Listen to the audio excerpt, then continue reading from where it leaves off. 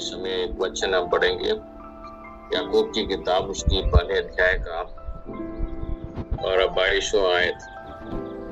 वहां पर इस प्रकार लिखा है, परंतु वचन पर चलने वाला बनो, पर केवल सुनने वाला ही नहीं जो अपने आप को धोखा देता है। इसमें जुड़े हुए हर एक व्यक्ति वचन को सुनने वाला है। हम तो रोज वचन सुनता है, बार बार वचन सुनता है और हर समय वचन सुनता है। ये सुनने वाला वचन हमसे बताता है केवल सुनने वाला नहीं,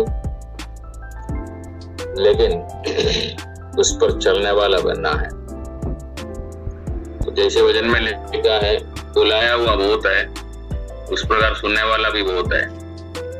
तो बुलाया हुआ और सुनने वालों से प्रभु का ज्यादा मतलब नहीं है, बल्कि उसमें चलने वाला से परमेश्वर को मतलब होता है। यह वचन बताता है अब केवल सुनने वाला बनता है तो आप अपने आप को धोखा देता है।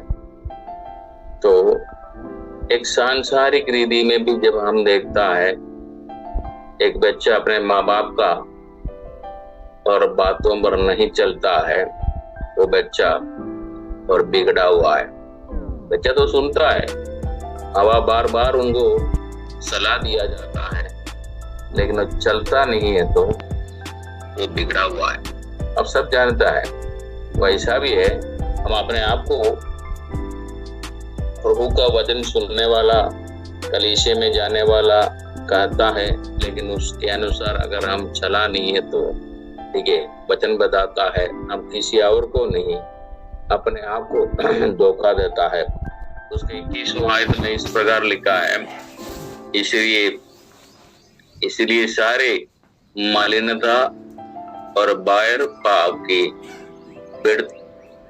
बिड़ती को दूर करके उस वचन को नम्रता से ग्रहण कर लो जो हृदय में बोया गया है और जो तुम्हारे प्राण का उद्धार कर सकता है।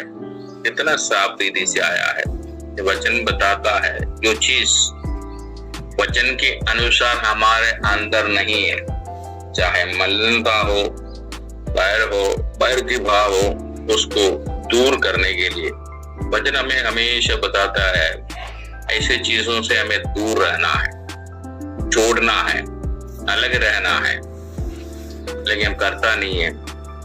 इसमें जुड़ा हुआ कोई भी ये नहीं कहेंगे हमारे अंदर पाप है, हमारे अंदर मलिनता है, हमारे अंदर बैर है, हम कहेंगे नहीं। एक असलियत ही है हमारे अंदर यह है। कोई वचन बताते हम सब पापी है, हमारे अंदर पाप का स्वभाव है।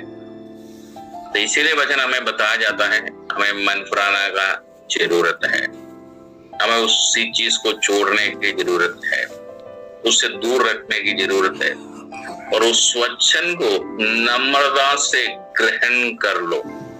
जब हम बताते उसको नम्रता से ग्रहण करना है जो हृदय में बोया गया है। हम सबका हृदय में बोया गया है, सबके अंदर है, हर विश्वासियों के अंदर है, लेकिन हम करने वाला नहीं है। वहीं पर आकर के हम अटक जाता है। जो तुम्हारा प्राण को उद्धार कर सकता है, वही वचन है तुम्हारा प्राण को उद्धार कर सकता है। वचन सुनता है, वचन पालन करता है, वचन पर चलता है, वो वचन तुम्हें उद्धार कर सकता है, वो वचन तुम्हें स्वर्गीय राज्य में पहुंचाया जाता है। इसीलिए वचन बार बार हमें इस बात को बताया जाता है, उस वचन को पालन करो और उस वचन के खिलाफ में जो कुछ हमारे जीवन में, शरीर में, आंखों में, सोचों में है, उसको दूर करके वचनों में चलना है।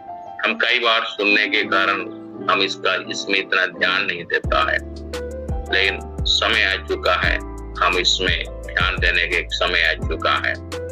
परमेश्वर के आगमन बहुत निकट है, तो इन दिनों में परमेश्वर चाहता है अपने लोग उस वचन में चलने वाला बने। हम कभी भी अपने आप को धोखा देना नहीं चाहता है, लेकिन वचन बताता है आप करते हुए ही है। हम हम धोखा ही अपने आप को देता है। वही हम इन दिनों में वचनों में चलने वाला, वचन पालन करने वाला व्यक्ति बनेंगे, ताकि लोग हमें देख करके, ठीक है, हाँ वास्तव में यीशु मसीह का चेला है, वो बताएंगे। तो इस वजह से आपको प्रभु आशीष दे। आइए हम प्रार्थना करके समाप्त करेंगे।